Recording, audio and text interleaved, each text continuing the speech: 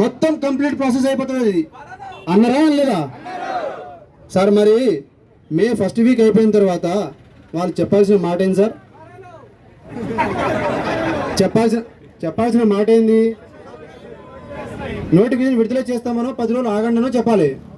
12,000 పోయి 60,000 వచ్చి 60,000 కాస్త 1,60,000 పెడితే మరి సార్ రేపు లోకల్ బాడీ ఎలక్షన్స్కి వస్తుంది, సీదా 2 లక్షలు అంటాడు. ఇంకా మరి మాకు ఉద్యోగాలు ఎక్కడి? ఆయన చెప్పాల్సినవన్నీ అయిపోయింది కదా. 17 నెలల్లో 2 లక్షల ఉద్యోగాలు అయిపోయినాయి. మరి 2 లక్షల ఉద్యోగాలు నువ్వు ఇస్తే ఇంతమంది ఎందుకు వస్తారు సార్? ఇంతమంది ఎందుకు వస్తారు సార్? నోటిఫికేషన్ లేక ఇంటికి వెళ్ళిపోయినారు సార్ అందరూ. స్టడీ హాల్స్ అన్ని ఖాళీలు అయిపోయినాయి, హాస్టల్స్ అన్ని ఖాళీలు అయిపోయినాయి, పైసలు లేవు, వస్తుందో రాదో తెలియక. ఇవన్నీ పక్కన పెడితే ప్రతిసారి మమ్మల్ని ఎవరు రెచ్చగొట్టట్లేదు సార్. రేవంత్ రెడ్డి రెచ్చగొడుతున్నాడు, డిప్యూటీ సీఎం గారే రెచ్చగొడుతున్నారు. అవునా?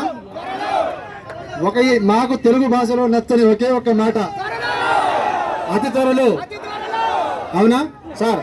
ఇప్పుడు నేను చెప్తే పక్కన పెడితే అమ్మా ఒక్కొక్క డిపార్ట్మెంట్ నుంచి ఒకటి మీరు దేనికోసం చదువుతున్నారో చెప్పండి, మీ డిమాండ్. సార్ పోలీస్ డిపార్ట్మెంట్ కోసం చదువుతున్నాం, మాకు నోటిఫికేషన్స్ ఇన్ని కావాలి, మీరు రిక్వెస్ట్ చేయండి అని చెప్పేసి పోండి. ఓకే, ఎక్కువ టైం తీసుకోకండి. ఇప్పుడు అరే 13 అన్నీ అయితే అన్న నూరా ఏం మాట్లాడుతూ చెప్పు. మాట్లాడు, డిఎస్ గురించే మాట్లాడు. నా పేరు గడుసు కృష్ణ. నేను సిటీ సెంట్రల్ లైబ్రరీ చిక్కడపల్లి లైబ్రరీలో ప్రిపేర్ అవుతున్నా. ముందుగా గౌరవనీయులైన ఆర్ కృష్ణ గారికి ప్రత్యేక ధన్యవాదాలు తెలియజేస్తున్నా. ఎక్కడన్నా నిరుద్యోగ తరపున ఏకపక్షంగా ఒకేసారి పిలవంగానే వచ్చే ఏకైక వ్యక్తి ఎవరంటే మన ఆర్ కృష్ణ అని చెప్పుకోవచ్చు. నేను ఒకటే అడుగుతున్నా, మీరు ఏమన్నారు? కాంగ్రెస్ ప్రభుత్వ అధికారం రాగానే 2 లక్షల జాబులు ఉద్యోగాలు ఇస్తామని లక్ష అబద్ధాలు అధికారం కోసం చెప్పారు. అవన్నీ మేము నమ్మాం. ఎందుకు? 10 సంవత్సరాలు పరిపాలన చేసిన కేసీఆర్ నచ్చక ఆయన మమ్మల్ని నాశనం చేసినందుకు ఆయనను పామలో పండబెట్టిన ఓటు బ్యాంక్ ద్వారా. ఇప్పుడు నీకు కూడా 2 సంవత్సరాలు కావస్తుంది. మరి ఎస్సీ వర్గీకరణ ఓసారి సాకు చెప్పినావు, ఇంకా రకరకాల సాకు చెప్పినావు. ఇప్పుడు ఒకటే అడుగుతున్నా, డాక్టర్ రియాజ్ గారిని, బల్మూరు వెంకట గారిని,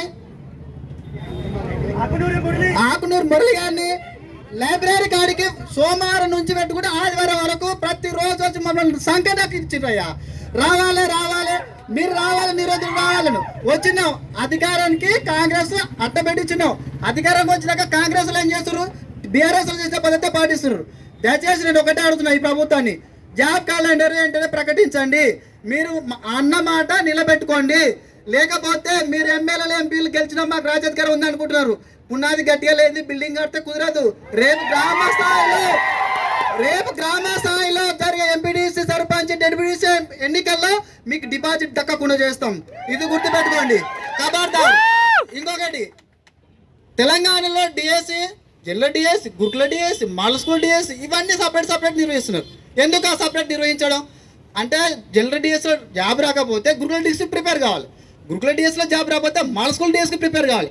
అదేందో అన్ని ఒకేసారి పెడితే ఈ డిపార్ట్మెంట్లో కాకపోతే దీనిలో కాకపోతే దళంతో ఇంకో దళ వస్తాయి కదా. దయచేసి రేవంత్ గారు, నీది పాలమూరే, నాది పాలమూరే, కొత్త జిల్లా నీది నాగర్ కర్నూలే, నాది నాగర్ కర్నూలే.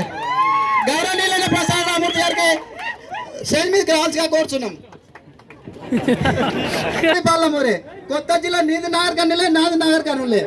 నేను అడుగుతున్నా, పాలమూరు ఇజ్జత్ ఇవ్వకండి, మాటలు నిలబెట్టుకోండి. దయచేసి అన్ని డిఎస్సీస్ ఒకే గొడుగుకి తీసుకొచ్చి ఒకే ఎగ్జామ్ పెట్టి మా భవిష్యత్తు తీరుస్తారని, మా కోరికలు నెరవేరుస్తారని కోరుతున్నాను. ఈ సమయం ఇచ్చిన అందరికి ధన్యవాదాలు.